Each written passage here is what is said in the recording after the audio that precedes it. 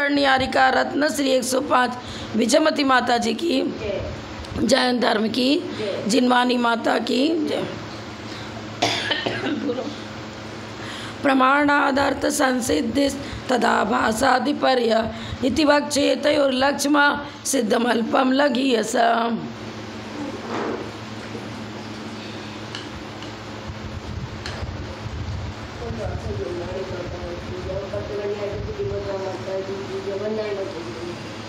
अविरुद्ध सहचरोपलब्धि का उदाहरण दे रहे हैं।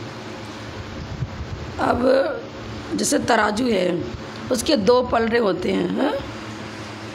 अब जिस पलड़े पर वजन रहेगा वो नीचे जाएगा और जो हल्का है ऊपर जाएगा। अब तराजू का ऊंचापन नीचापन मतलब एक साथ रहते, अविरुद्ध सहचर, नीचेपन का अभाव ऊंचेपन को बताता है, ऊंचेपन का अभाव नीचेपन को सिद्ध करता है। यह ऊंचा या नीचा कॉम्परेटिव चीज़ है ना। यह बड़ा भाई है, छोटा भाई है। अब बड़ा भाई शब्द लगा रहे हैं तो निश्चित ही कोई छोटा भाई मौजूद है, और किसको छोटा भाई कह रहे हैं इसका मतलब कोई बड़ा भाई मौजूद है। सहचर का मतलब ये शब्द सापेक्ष शब्द है। यह सफ़ेद है, इसका मतलब यह नीला नहीं है, काला नहीं है। मतलब ये चीज़ कुछ ऐसे होते हैं जो अस्ति नास्ति दोनों पक्ष को लिए हुए होते हैं। तो यहाँ बता रहे नास्त्यत्र समतुलायाम उन्नामो नामानुपलब्धे। नास्त न प्लस अस्ति प्लस अत्र, अत्र न अस्ति, यहाँ नहीं है। क्या नहीं है? समतुलायाम, तुला माने तराजू। इस तुला में उन्नाम का अर्थ होता है ऊपर जाना, और नमित होना मतलब झुकना है, नीचेपना। ऊंचापन नहीं है क्योंकि नीचेपने का अभाव है। समतुला भी कुछ वजन रखा ही नहीं उस पर। तराजू पर कोई वजन रखेंगे तब तो एक नीचे जाएगा एक ऊपर जाएगा, और ऐसे तराजू को हम बराबर देख रहे हैं, भाई ये तराजू ही कहीं गलत तो नहीं है, सही माप तोल दे रहा है कि नहीं। अगर उस तराजू का आपने ऐसे उठाया और दोनों पलड़ा बिल्कुल सही है, इसका मतलब बैलेंस भी सही है, ठीक है तराजू। समतुला माने तुला का दोनों पलड़ा समानता को लिए हुए हैं, उसमें ना ऊंचापन है ना नीचापन है। अविरुद्ध सहचर, तराजू उसी को कहेंगे जिसमें दो पलड़े हों। भाई एक पर वजन रखते, एक पर बाट रखते, जिसपे माप तोल करना है। अब सामान 1 किलो तोलना है तो 1 किलो का इधर वजन रखेगा और उसके हिसाब से सामान रखेगा उस पर, फिर देखेगा कि हाँ बराबर है कि नहीं है। तो तराजू कह रहे तो उसके दो पलड़े हैं, एक पलड़ा है तो दूसरा पलड़ा अवश्य ही है। ऐसा तराजू उसको कहेंगे ही नहीं जिसमें मात्र एक पलड़ा हो। सामान किस पर रखेंगे और बाट किस पर रखेंगे? दो रहेगा जब ही तो रखेंगे ना। इस तराजू में ऊंचापन नहीं है क्योंकि नीचेपन का अभाव है। इसका मतलब कोई वजन उस पर रखा ही नहीं गया है। तराजू का आपने उठाया, कोई भी सामान उस पर नहीं रखा है, दोनों पलड़ा बराबर रहेगा। समतुलायाम, इसमें दोनों पलड़े बराबर हैं। इस तुला के दोनों पलड़े बराबर हैं। उसमें उन्नाम और नाम, नम माने झुकना और उत माने उन्नाम माने ऊपर जाना। कोई भी पलड़ा में न ऊंचापना है न नीचापना है। यहाँ ऊंचेपन का अविरुद्ध सहचर, नीचेपन का अभाव है। ऊंचा कर है उसका मतलब कोई पलड़ा नीचा है जब तो उसको ऊंचा कर है। हमने उदाहरण दिया ना भाई, इससे बड़ा भाई छोटा भाई कह लो, और कोई उदाहरण ऐसा जैसे, हाँ कॉम्परेटिव शब्द है ये। यह इसकी माँ किसको कहेंगे? पुत्र है तब तो उसको माता करें ना। कुछ शब्द ऐसे होते हैं जो सापेक्ष होते हैं, अन्य की भी सिद्धि कराते हैं। सद्द्रव्य लक्षणम बोला, पर सद्द्रव्य लक्षण में सत शब्द भी ये बता रहा है कि द्रव्य का लक्षण सत है। अब सत के साथ असत भी आएगा। हम कह रहे हैं जीव है तो जीव की सद्द्रव्य लक्षण में तो 4 द्रव्य आ गया, ठीक है। अब हम कह रहे दूसरा उदाहरण दिया, ये तो सामान्य हो गया। सामान्य पक्ष में सभी द्रव्य शामिल हैं, लेकिन हमने विशेष पक्ष दिया कि यह मनुष्य है। तो जब हमने कहा यह मनुष्य है तो उसी समय नास्ति भी आ गया कि अतिर्यंच नहीं है, नारकी नहीं है, देव नहीं है। अस्थि के साथ नास्ति आएगा ना। अस्थि में और नास्ति, इसमें हम कह रहे समतुला, दोनों पलड़े समान हैं। समान है इसका मतलब न इसमें ऊंचापना है न नीचापना है। हम मनुष्य हैं इसका मतलब न हम तिर्यंश हैं, न हम देव हैं, न हम नारकी हैं। कोई भी उदाहरण ले लो ऐसा जिसमें सापेक्ष अर्थ आना चाहिए। मतलब समतुला माने ऊंचा नीचापना नहीं है, तो एक ही प्रकार रहेगा ना। यदि दोनों का पलड़ा समान है तो इसका मतलब ना उसमें नीचापना है ना ऊंचापना है। हम मनुष्य हैं इसका मतलब हमारी व्यंजन पर्याय भी मनुष्य गति चल रही है, बुद्धिमान मनुष्य आयु चल रही है, तो हम तिर्यंश भी नहीं है, नारकी भी नहीं है, देव भी नहीं। ये चीज़ है, मतलब पर्यार्थिक न से ये चर्चा है। पर्यार्थिक न से तो चर्चा होगी। ऊंचापना नीचापना एक पर्याय है, वो तराजू में तब प्रकट होगी जब तौलने का काम प्रारंभ करेगा दुकानदार, उस पर कोई सामान रखेगा, वो बार बार बदलता है कि भाई अब अनाज और कम करो क्योंकि अभी ज़्यादा है, और कम है तो थोड़ा और डालता है, और ज़्यादा है थोड़ा निकाल लेता है। फिर देखता है अब दोनों समान हो गए तो दोनों का वजन बराबर है। अगर दोनों का वजन बराबर है तो समतुला रहेगी, और ऊंचा कम बेसी सामान रखा है तो एक पलड़ा ऊंचा जाएगा एक नीचा जाएगा। ये चीज़ इस तराजू में ऊंचापन नहीं है क्योंकि नीचेपन का अभाव है। समान है दोनों पलड़ा। यहाँ ऊंचेपन का अविरुद्ध सहचर नीचेपन का अभाव है। यदि एक पलड़ा ऊंचा है तो अवश्य दूसरा नीचा रहेगा, सहचर। ऊंचापन नीचापन दोनों विशेषण है। समानता का पाया जाना। सहचर माने साथ साथ रहने वाला। यहाँ ऊंचेपन का अविरुद्ध सहचर, एक पलड़ा ऊंचा है तो अवश्य दूसरा पलड़ा नीचा रहेगा। ये हुआ सहचर का अर्थ। हाँ, ऊंचापन शब्द और नीचापन दो शब्द को पकड़ो, मात्र तराजू को मत पकड़ो आप। ऊंचापन है तो अवश्य दूसरा पलड़ा नीचा है, अपोजिट होगा। हाँ नीचा। यह बड़ा भाई है तो निश्चित है कोई छोटा भाई है ना भाई। दो भाई खड़े हैं, इसको कह रहे ये बड़ा भाई है तो दूसरा छोटा हो रहा है ना, छोटा खड़ा है जो। अब इसी तरह से यहाँ ऊंचापन और नीचेपन दो शब्द को पकड़ना अपने को। ऊंचापन शब्द का प्रयोग कर रहे, इसका मतलब ये है कि नीचापन भी कोई न कोई विशेषण, इस विशेषण को लिए हुए कोई विवक्षा है। नीचेपन की विवक्षा होगी तो ऊंचेपन की विवक्षा अवश्य होगी। ऊंचेपन की विवक्षा है तो कोई न कोई नीचापन है। अस्थि की विवक्षा है तो नास्ति भी है उसके साथ में, नास्ति की विवक्षा है तो अस्थि भी है। हम मनुष्य हैं तो नास्ति पक्ष आ गया ना। अन्य पर्याय इस समय मेरी मौजूद नहीं है। हम कह रहे ये गन्ना ये शक्कर है तो इसका मतलब ये मिर्च नहीं है और कोई अनाज नहीं है, फल नहीं है, अलग अलग बता रहे हैं ना भाई। कोई एक पर्याय की चर्चा करेंगे जिस समय वो पर्याय मौजूद है उस समय अन्य पर्याय नहीं है। अब यहाँ अस्थि नास्ति दोनों शब्द को पकड़ना है, हम पदार्थ को नहीं पकड़ रहे। यहाँ अस्थि शब्द नास्ति को भी सूचित करेगा। No negative without positive, no positive without negative, no negative without positive, no positive without negative. इस तरह यहाँ लेना, ऊंचापना नीचापना। किसी को ऊंचापना कह रहे हैं इसका मतलब नीचापन को भी हम अर्थ मीनिंग समझेंगे तब तो कहेंगे ऊंचा है। यह मकान ऊंचा है, दो पड़ोसी, एक का मकान नीचा एक का ऊंचा, तो दो है ना। ऊंचापन उसकी ऊंचाई ज़्यादा है तो ऊंचा कह रहे हैं, और सापेक्ष शब्द है इसका मतलब बाजू वाले का मकान वो थोड़ा नीचा है, एक का 5 मंजिला है एक का 2 मंजिला है, तो ऊंचा नीचा शब्द आ रहा है ना। ऊंचा शब्द बता रहा है कि नीचा भी कोई चीज़ होता है, विशेषण है ना दोनों। यह आम है इसका मतलब यह लीची नहीं है, केला नहीं है, आएगा ना साथ में ऐसा चीज़। यहाँ कह रहे इस तुला में नास्तत समतुलायाम, इस समतुला में ना ऊंचापन है ना नीचापन है।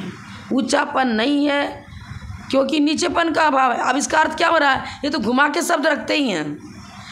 ऊंचापन नहीं है इसका मतलब अगर ऊंचापन होता तो नीचापन भी जरूर होता, क्योंकि तराजू के 2 पलड़े होते हैं, एक में ऊंचापन जाएगा दूसरा में नीचापन जाएगा। और कोई सामान ही नहीं रखा है अथवा सामान ऐसा रखा है कि दोनों बराबर है, 1-1 किलो का दोनों में रख दिया तो सम हो जाएगा। यदि तुला का दोनों पलड़ा सम है तो उसमें ना ऊंचापना है ना नीचापना है, एक ही पर्याय रहेगी ना भाई। यदि सम पलड़े दोनों समान ऊंचाई को लिए हुए हैं, सम है, तो ना ऊंचापन माना जाएगा, नीचापन माना जाएगा। इस तराजू में ऊंचापन नहीं है, क्योंकि नीचेपन का भाव, दोनों में बराबर वजन है, अथवा दोनों खाली हैं। समझ में आना। यहाँ ऊंचेपन का अविरुद्ध सहचर नीचापन, ऊंचापन किसी के लिए कह रहे हैं, इसका मतलब नीचापन को लिए हुए भी कोई पदार्थ वहाँ मौजूद है, तब तो एक के लिए नीचापन, एक के लिए ऊंचापन हो रहा है ना। तो बड़ा भाई छोटा भाई सहचर ही कहेंगे ना भाई। व्यक्ति तो है, जीव तो है, लेकिन उसके साथ बड़ा और छोटा शब्द प्रयोग कर रहे हैं। दो व्यक्ति के बीच में, हाँ, दो किस्म। ऊंचेपन का अविरुद्ध सहचर नीचेपन का अभाव ऊंचेपन के अभाव को सिद्ध करता है। यदि नीचेपन का अभाव है तो ऊंचेपन का भी अभाव रहेगा, यदि ऊंचेपन का अभाव है तो नीचेपन का भी अभाव रहेगा। इसका मतलब तराजू का दोनों पलड़ा समान है, उसमें किसी में भी ना ऊंचापन कर सकते ना नीचापन कर सकते।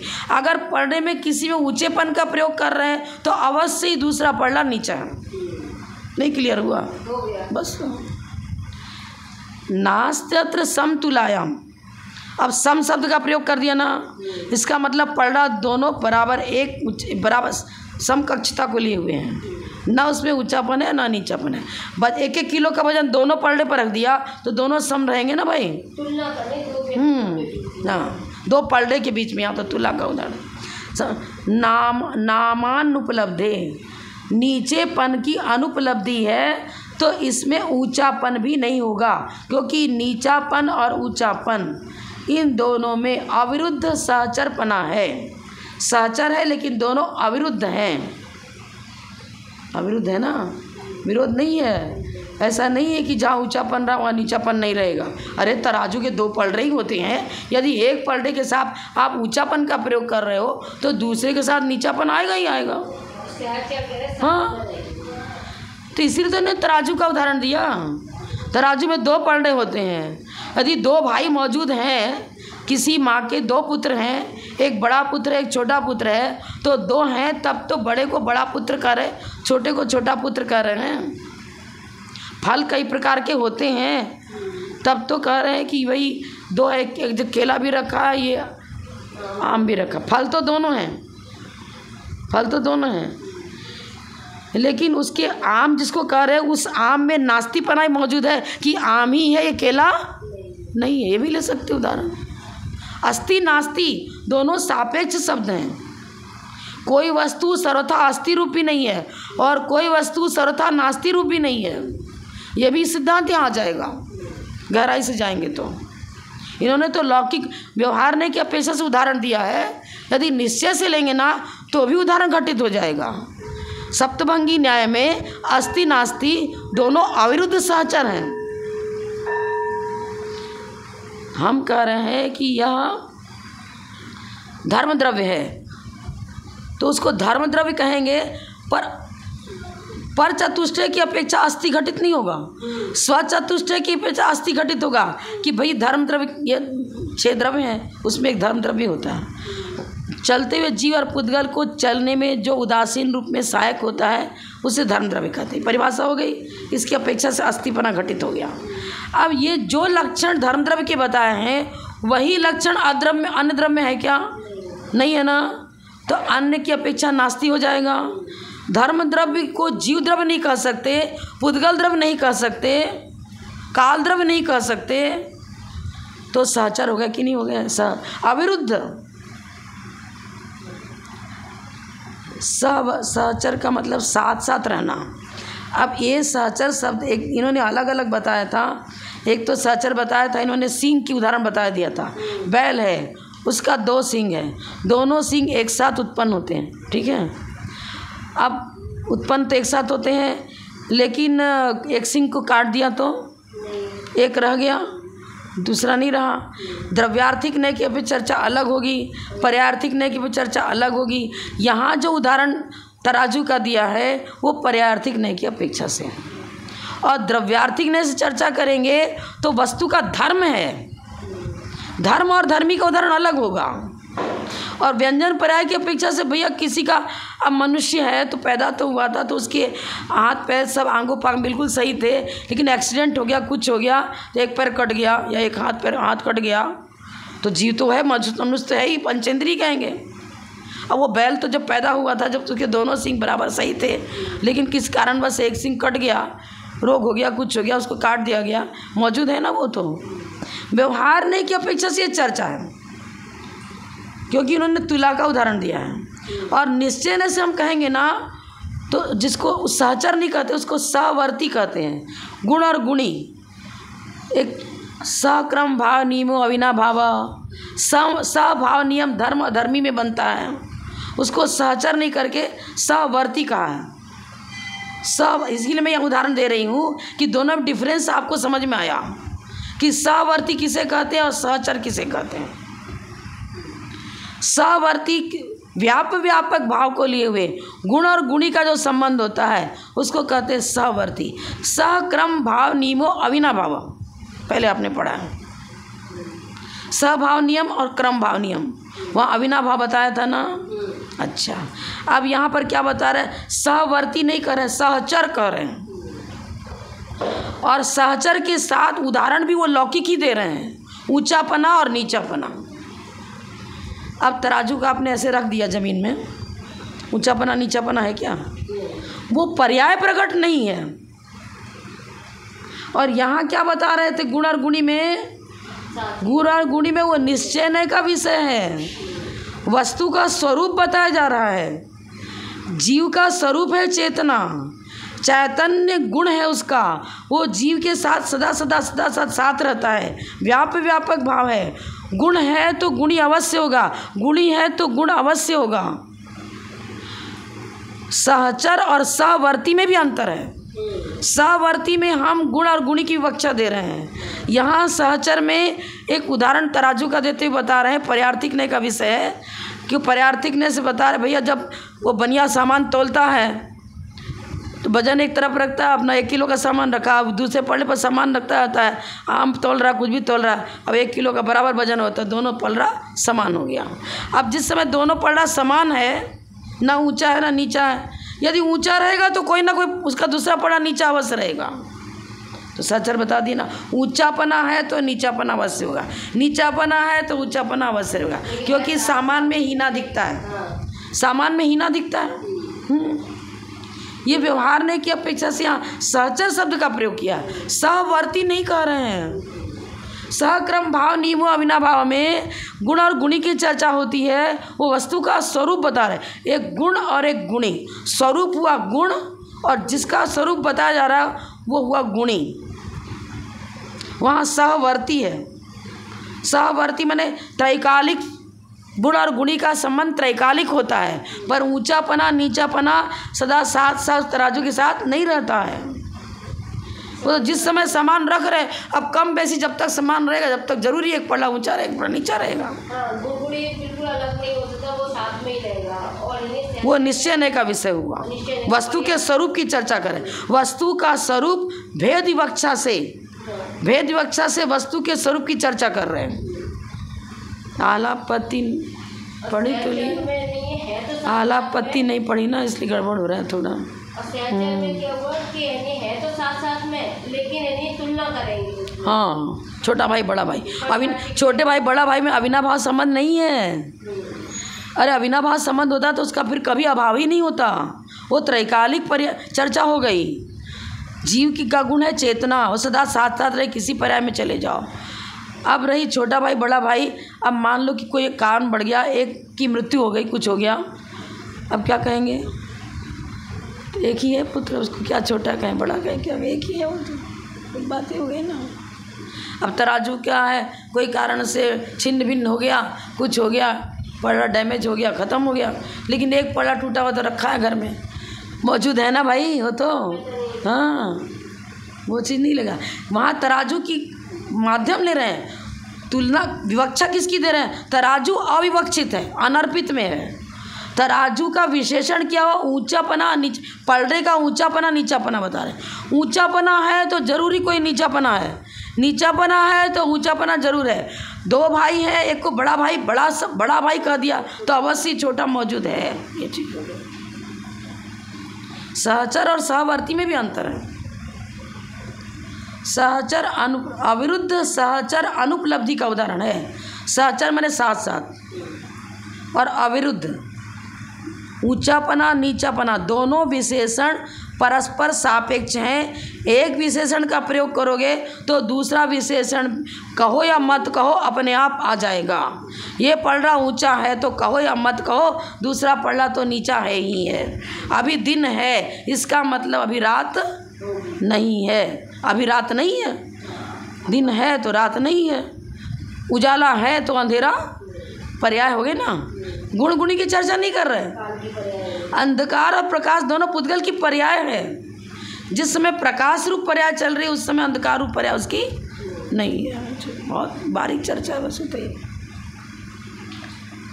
अविरुद्ध लिख रहे हैं ना, अविरुद्ध भी लिख रहे हैं और सहचर भी लिख रहे हैं।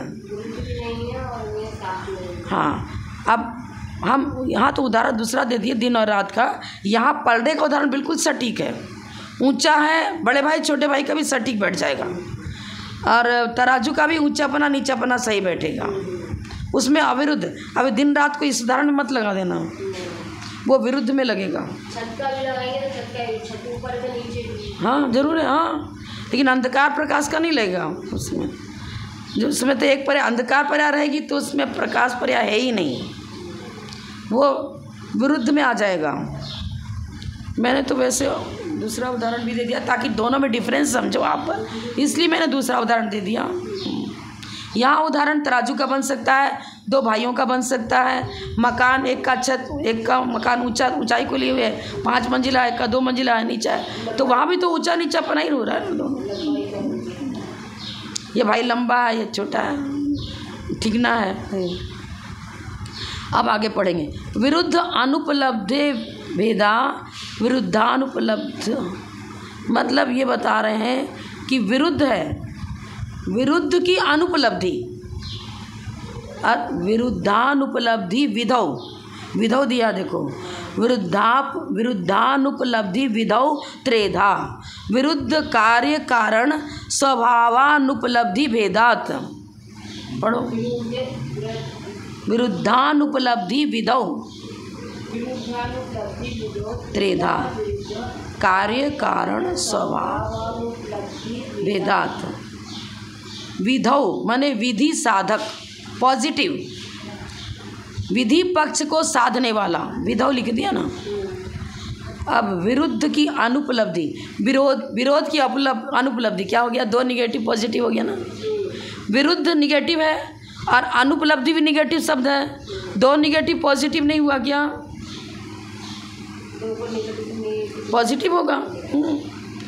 विरुद्ध पने का अभाव, इसका मतलब अविरुद्ध। अरे विरुद्ध विरोधी हो गया ना। अनुपलब्धि माने विरोधी पने की उपलब्धि नहीं है, तो विरोधी नहीं है का मतलब अविरोधी है। अविरोधी का विरोध का अभाव, पॉजिटिव हो गया ना, इसे लिख रहा है विधौ। विरुद्ध अनुपलब्धि का अर्थ क्या हुआ? विधि, विधि को साधेगा, विधि को साधना ही इसका काम है। विधि साधिका, विधि को साधने वाला।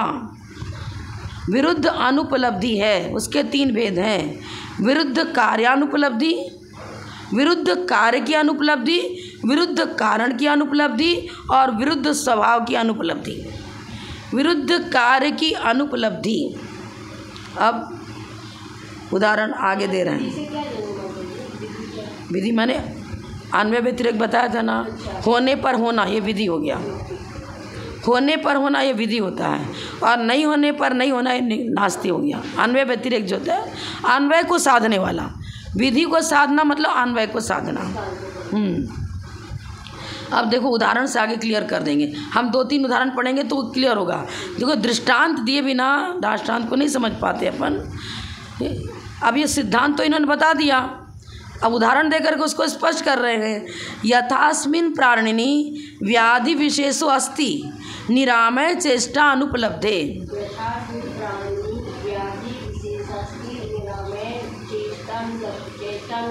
हाँ, विरुद्ध कार्य की अनुपलब्धि।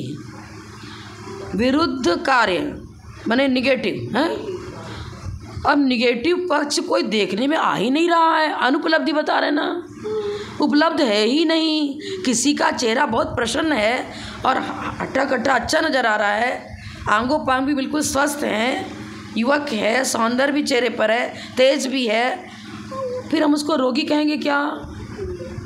चेहरे पर उदासीनता दिखे, कुछ रोग का लक्षण नज़र आवे, कुछ मुरझाया हुआ चेहरा दिखे, तो हम कहेंगे कि अनुमान ज्ञान तब काम करेगा। अब निरामय चेष्टा, उसकी हर चेष्टा उसकी स्वस्थता को प्रकट कर रही है। निरामय चेष्टा अनुपलब्ध है। आमय, आमय माने होता है क्या? रोग, और निरामय माने स्वस्थ। यह इस प्राणी में नहीं, देखो आमय निरामय, निरोगी चेष्टा का दो निगेटिव हो गया ना, हम भी गड़बड़ा जाते हैं। निरामय चेष्टा की अनुपलब्धि है, माने स्वस्थता की अनुपलब्धि। हमने दोनों तरफ से उदाहरण घटित हो जाएगा। यहाँ क्या बता रहे? विधि को साधना, विधि को साध रहा है तो उसके चेहरे पर बेचैनी नज़र आ रही है, घबरा रहा है, कुछ आकुलता व्याकुलता चेहरे से नज़र आ रही है, तो उसका चेहरा, रोग तो नज़र नहीं आ रहा क्या रोग है, लेकिन चेहरे के माध्यम से वो रोगी है, हम अनुमान ज्ञान के द्वारा जान रहे हैं।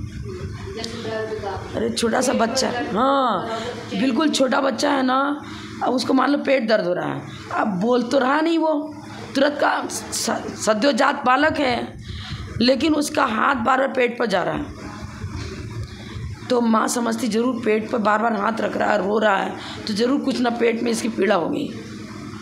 तो अनुमान ज्ञान से समझ में आता है कि इसके पेट में पीड़ा है। इसी प्रकार चेहरे की छवि को देख करके वो समझ पा रहा है कि अगर इसके चेहरे पर बहुत बेचैनी नज़र आ रही है, अवश्य कोई ना कोई रोग है। निरामय मैंने स्वस्थता, अब निरामय का अर्थ मैंने स्वस्थता ही बताया, लेकिन इधर क्या लिख दिया? अनुपलब्ध है, उपलब्ध नहीं है। अगर निरामय चेष्टा की उपलब्धि होती तो स्वस्थता होता। अब ये क्या बताया? निरामय चेष्टा अनुपलब्ध है। हाँ, चेहरे पर आकुलता व्याकुलता, रोगी का जैसा चेहरा होता है वैसा ही चेहरा इसका नज़र आ रहा है, तो अवश्य ही इस प्राणी में कोई व्याधि विशेष मौजूद है। अनुमान पॉजिटिव, अन्वय अव्यतिरिक्त दोनों को साधता है अनुमान, समझ में आया ना। अब यहाँ पर क्या उदाहरण दिया? चेहरे पर स्वस्थता नज़र नहीं आ रही है, निरामय चेष्टा नज़र नहीं आ रहा है, स्वस्थ आकृति नज़र नहीं आ रही है, इसका मतलब रोग है। अस्मिन् प्राणिनि व्याधि विशेषो अस्ति, इस प्राणी में कोई व्याधि विशेष मौजूद है। अब कैसे? आपको व्याधि तो आपको नज़र आ नहीं रही, क्यों? रोग अंदर में है। अब कोई अंदर में कोई पार्ट स्वीकृत हो गया है तो चक्षु इंद्रिय का विषय तो बन नहीं रहा है। चक्षु इंद्रिय का विषय तो चेहरा, चेहरे की क्रियाएं, एक्शन, चेष्टाएं नजर आ रही हैं, उसको देखकर जान रहा है कि इसको कोई ना कोई पीड़ा है। अब पढ़ रहा है कोई व्यक्ति, अरे हमें तो दिख ही नहीं रहा, थोड़ा सा और रोशनी करो, थोड़ा और करो, ऐसा करो वैसा करो। अब हमको ये थोड़ी समझ में आ रहा है कि इसकी आँख में कौन सा रोग है, मोतियाबिंद हो चुका है कि क्या हो गया, लेकिन उसकी चेष्टा बता रही है कि इसके आँख की रोशनी डाउन हो गई, तभी तो नहीं पढ़ पा रहे हैं। तो क्रियाओं की जो क्रियाएं चल रही हैं, उस क्रियाओं के आधार पर मैं अनुमान लगाया कि इसके आँख में तकलीफ़ है।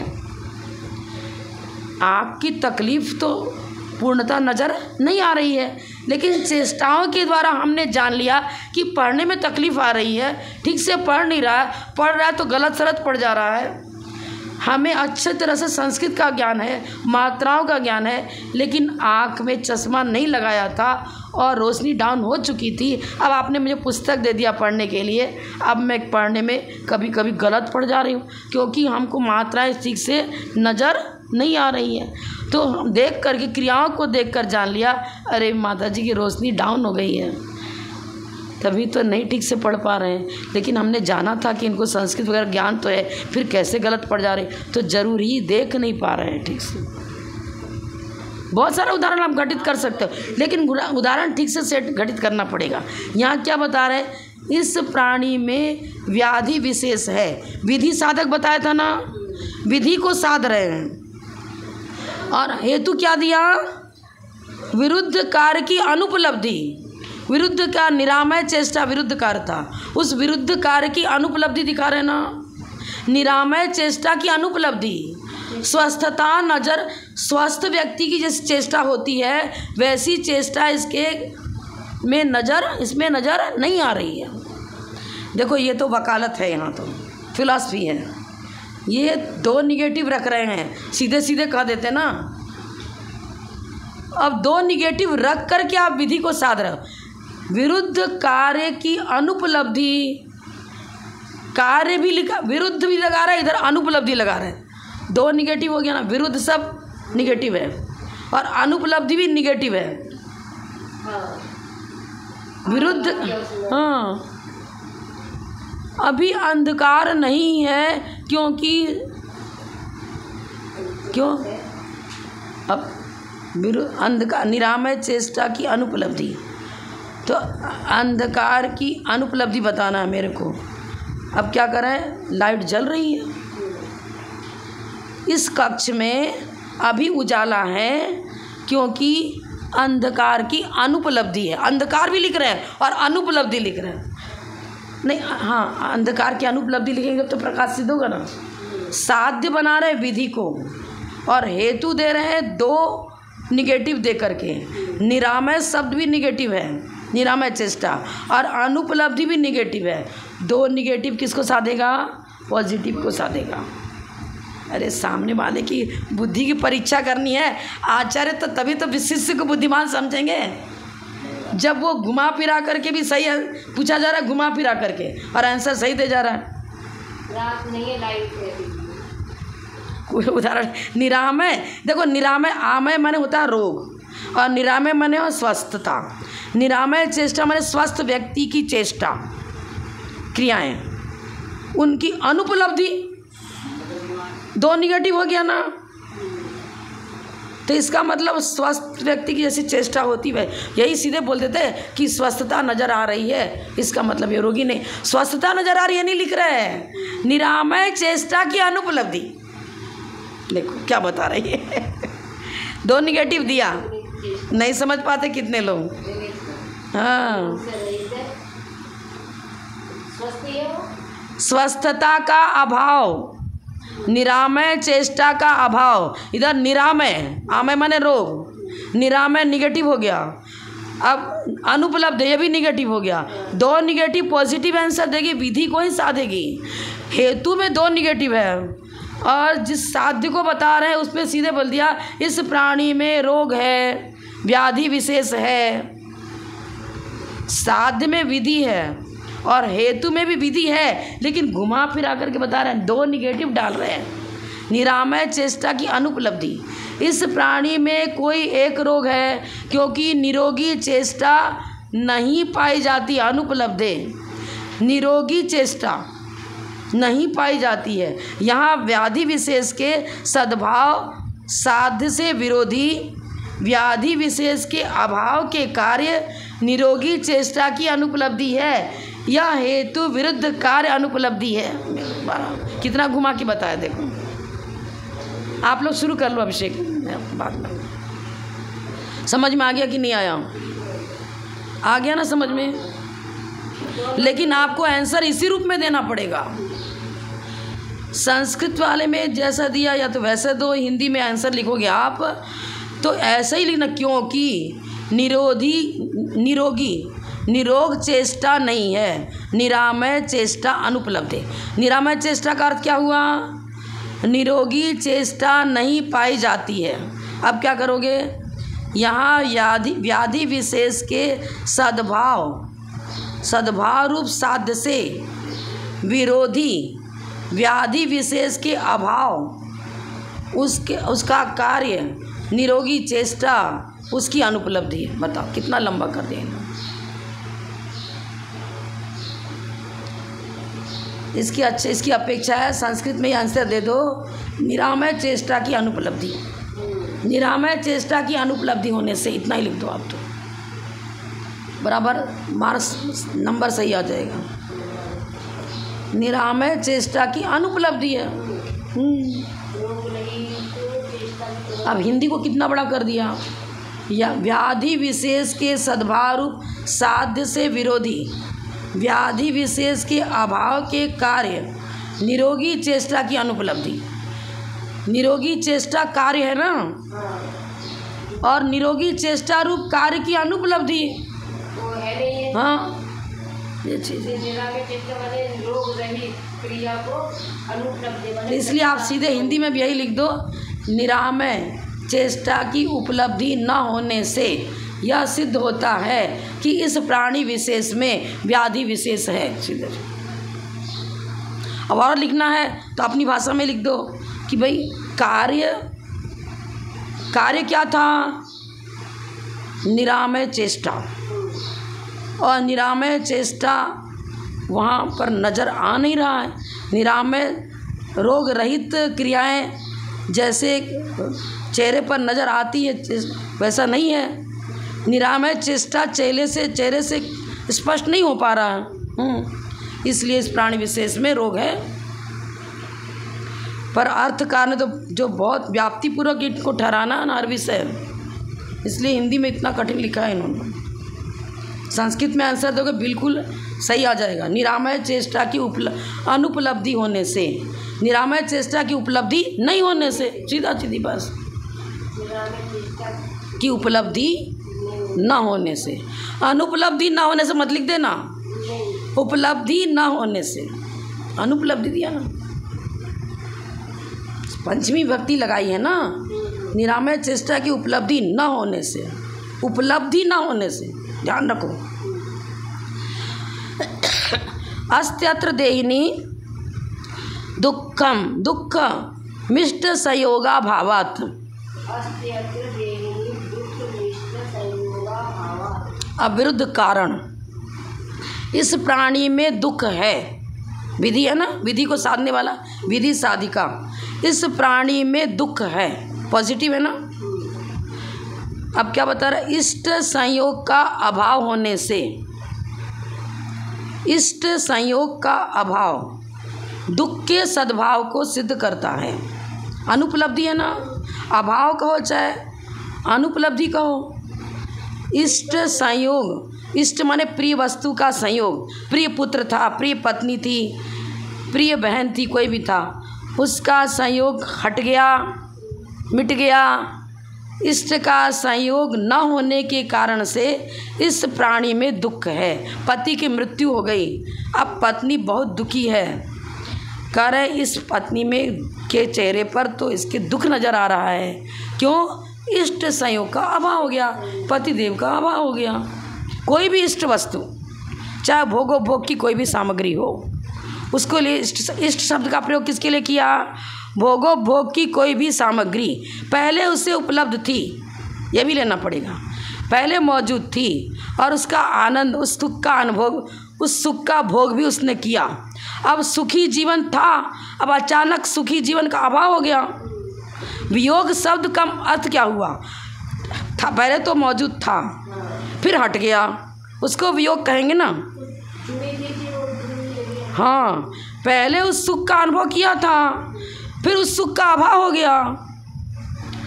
इष्ट का संयोग माने पहले तो संयोग था, संयोग की उपस्थिति, और फिर उस संयोग का अभाव बता रहे हैं। संयोग का वियोग। हाँ, इष्ट संयोग का वियोग, इष्ट संयोग का अभाव हो जाने के कारण से इस प्राणी में, इस शरीरधारी में दुख है।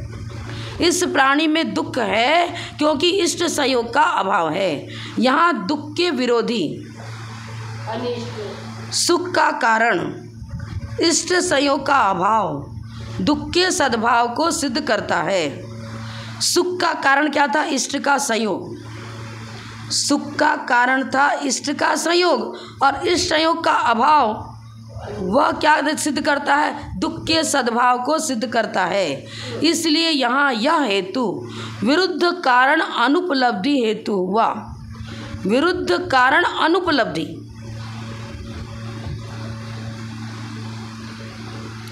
इष्ट संयोग का अभाव। संयोग का अभाव और दुख का सहभाग। साध्य क्या था? इस प्राणी में दुख है। अब दुख कब होगा? कोई विरोधी कारण मिल गया तब तो भैया उसके पतिदेव समाप्त हो चुके, मृत्यु हो गई, पुत्र का अचानक वियोग हो गया। कोई भी इष्ट भोगोपभोग की किसी भी सामग्री का कि पहले तो उपलब्धि थी और जिसकी उपलब्धि थी वो उपलब्धि अब नहीं रही। बस ये एक और पढ़ लेते हैं। विरुद्ध स्वभाव अनुपलब्धि, तो 3 भेद बताए थे ना। अनेकांतात्मकम वस्त्वनेकांत स्वरूप अनुपलब्धे। अनेकांतात्मकम वस्तु एकांत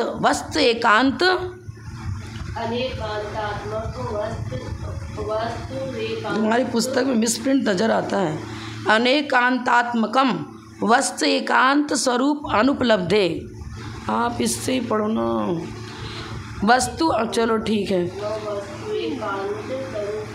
अनुपलब्धे, ये बिंदी है इसके ऊपर, क के ऊपर।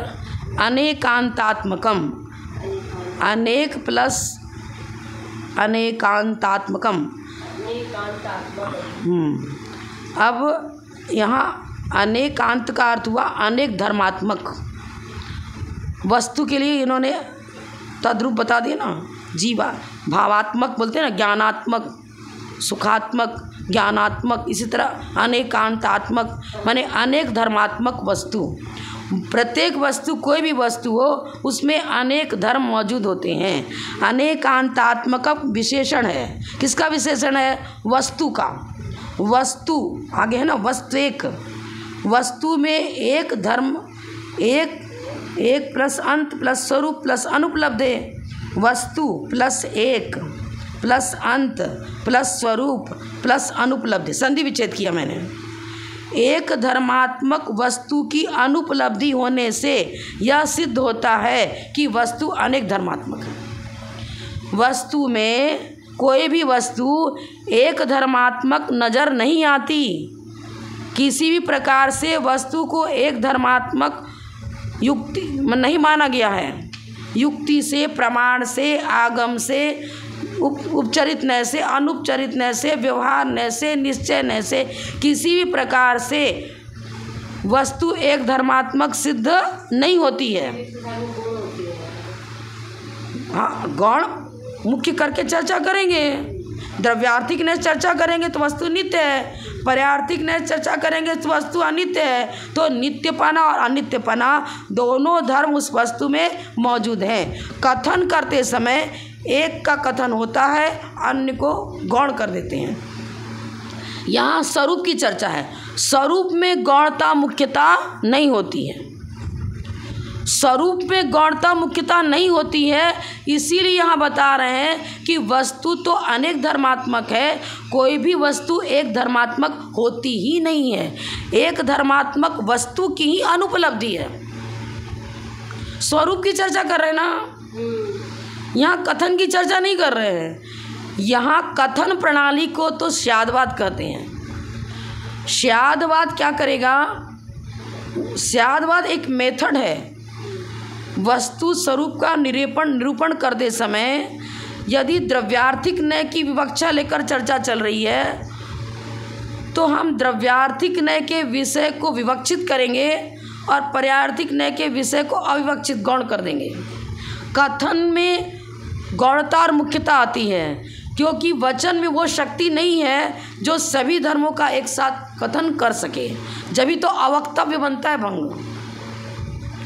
सभी धर्मों का एक साथ प्रतिपादन नहीं हो सकता है, इसलिए जब सप्तभंगी न्याय की चर्चा करी है वहाँ सबसे पहले अस्थि रखा, फिर नास्ति रखा, फिर अस्थि नास्ति दोनों रखा, फिर अवक्तव्य रखा, फिर अस्थि अवक्तव्य, नास्ति अवक्तव्य और अस्थि नास्ति अवक्तव्य। ये सप्तभंगी न्याय। भंग माने भेद, भेद पूर्वक वस्तु स्वरूप का निरूपण होगा, कथन होगा। वस्तु है, उसका स्वरूप तो अभेद रूप है, लेकिन अभेद रूप प्रदेश भेद न होने से अभेद है। अनेक गुणों का पुंज द्रव्य है। क्या? द्रव्याश्रया निर्गुणा गुणा। सभी गुणों का पुंज ही द्रव्य है। लेकिन निर्गुणा गुणा कह दिया, प्रत्येक गुण अपना अपना कार्य करेगा। एक गुण में दूसरे गुण की अपेक्षा अन्यत्व तो है, पृथक तो नहीं है। ज्ञान ज्ञान का ही काम करेगा, दर्शन दर्शन का काम करेगा। सम्यक्त्व का स्वरूप अलग है, ज्ञान का स्वरूप अलग है। चारित्र की विवक्षा करेंगे, चारित्र गुण जिनसे पाप का बंध नहीं होता है, ये व्यवहार से चारित्र हुआ। अशुभ से हटना, शुभ में आना, और शुभ अशुभ दोनों से हटकर वीतराग परिणति को होना निश्चय चारित्र है। तो कथन प्रणाली में प्रत्येक वस्तु के गुण धर्म की, प्रत्येक गुण की चर्चा अलग अलग की जाएगी, लेकिन उन सभी गुणों का पुंज द्रव्य है ना। स्वरूप में तो सभी गुणों का पुंज को उसको ही स्वीकार किया जाएगा। वस्तु अनेक धर्मात्मक है, यही कहा जाएगा। स्वरूप में गौणता मुख्यता नहीं होती, अनेक गुणों का पुंज ही द्रव्य होता है। कोई भी द्रव्य एक धर्मात्मक नहीं है, वस्तु अनेक धर्मात्मक ही है। लेकिन कथन करते समय उन सबों का एक साथ कथन नहीं होता, तो हम एक को मुख्य करेंगे, अन्य को गौण करेंगे। वस्तु अनेक धर्मात्मक है, स्वभाव की चर्चा कर रहे हैं ना।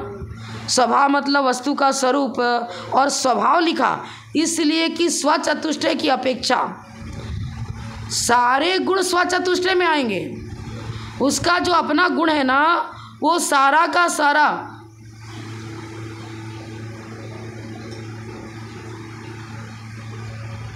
भी देना सकते।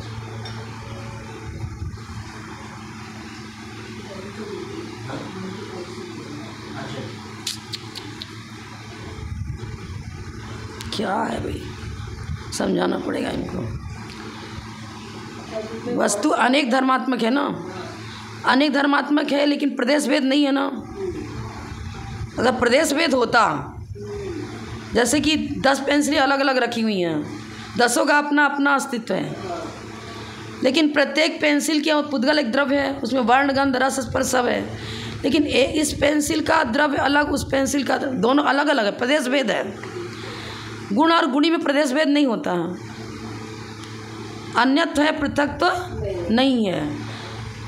तो अनेक धर्मात्मक भी लिख रहे हैं, और ये भी लिख रहे हैं कि अभेद है, अभेद भी है और भेद भी है।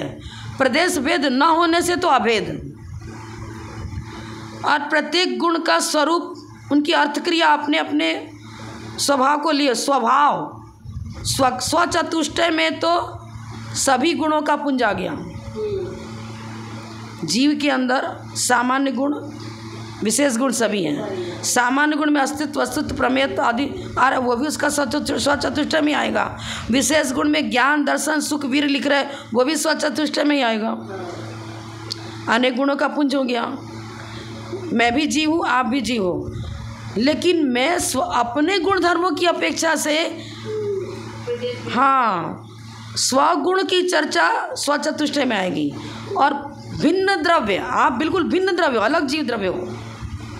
आपका स्वचतुष्टय मेरा स्वचतुष्टय नहीं, मेरा स्वचतुष्टय आपका स्वचतुष्टय नहीं है, दोनों ही जीव द्रव्य। आप भी जीव, मैं भी जीव। प्रत्येक द्रव्य अपने अपने अस्तित्व को लिए हुए हैं, और उसके अस्तित्व की चर्चा इस प्रकार की जाएगी कि अस्तित्व में एक ही गुण का अस्तित्व नहीं है, अनेक गुणों के अस्तित्व को लिए हुए वो द्रव्य है। अनेक गुणों के अस्तित्व को लिए हुए वो द्रव्य है, और उसका अस्तित्व उसके साथ, और अन्य द्रव्य का अस्तित्व उसके साथ। अन्य आपके अस्तित्व की अपेक्षा मेरे अंदर नास्ति आएगा, और आपने स्वचतुष्टय किया, मेरे अंदर अस्थि आएगा। वस्तु अनेक धर्मात्मक है। क्यों? एक धर्मात्मक वस्तु की उपलब्धि ही नहीं है। पदार्थ अनेक धर्म वाला है क्योंकि उसमें नित्य आदि एकांत स्वरूप का अभाव है। एकांत माने एक धर्मात्मक, एक सर्वथा एक धर्मात्मक वस्तु नहीं है। यहाँ अनेकांतात्मकता से विरुद्ध एकांतात्मका का अभाव वस्तु के अनेकांतात्मका को ही सिद्ध करता है। इसलिए यहाँ यह हेतु विरुद्ध स्वभाव अनुपलब्धि हेतु हुआ। सीधे सीधे आप आंसर में इतना लंबा नहीं लिख पा रहे हो तो सीधे लिखो वस्तु अनेक धर्मात्मक है, क्योंकि स्वरूप में गौणता मुख्यता होती नहीं। किसी अपेक्षा से वस्तु में नित्य धर्म सिद्ध होता है, किसी अपेक्षा से उसी वस्तु में अनित्य धर्म सिद्ध होता है। किसी प्रदेश भेद न होने से उसको एक भी कहते हैं, लेकिन गुण जो उसके अंदर मौजूद है वो अपना अपना कार्य अलग अलग करते हैं। इनसे सिद्ध होता है कि क्या सिद्ध होता है? स्वभाव, स्वभवनशीलता, परिणमन। वस्तु में अनेक प्रकार का परिणमन देखा जाता है। जब परिणमन अनेक प्रकार का देखा जा रहा है तो यह सिद्ध हुआ कि उसमें धर्म अनेक हैं। प्रत्येक धर्म अपना अपना कार्य करते हैं। ज्ञान गुण अपना कार्य करता है, दर्शन गुण अपना कार्य करता है, समझन, सम्यक ज्ञान, सम्यक चारित्र, उत्तम, क्षमा, मार्दव, आर्दव, सब चारित्र गुण की पर्याय हो गई ना। तो सब अपने अपनी विवक्षा को लेकर के चलेगा। अब उसी मार्दव धर्म की चर्चा मार्दव धर्म के साथ होगी, क्षमा धर्म की चर्चा क्षमा धर्म के साथ चलेगी, क्रोध के अभाव से उदयाभाव से क्षमा धर्म की चर्चा चली, मान के उदयाभाव से मार्दव धर्म की चर्चा चली। पर्यार्थिक न से हम अलग अलग उनका स्वरूप बता रहे हैं, लेकिन उन सब को लेंगे ना तो सब तो जीव द्रव्य के अंदर रहने वाला जो चारित्र गुण, वो चारित्र गुण की पर्याय उत्तम, क्षमा, मार्दव, आर्जव आदि। तो एकता भी नजर आ रही है और अनेकता भी नजर आ रही है।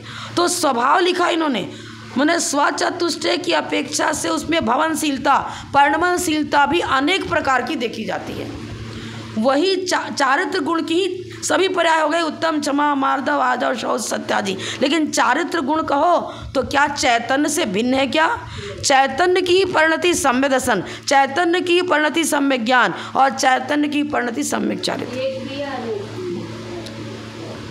चलो खटपट चालू हो गया, अब रहने दो। जब बोलो परम पूज्य अपतम गणनीय हरिका रत्न श्री 105 विजयमती माता जी की जय।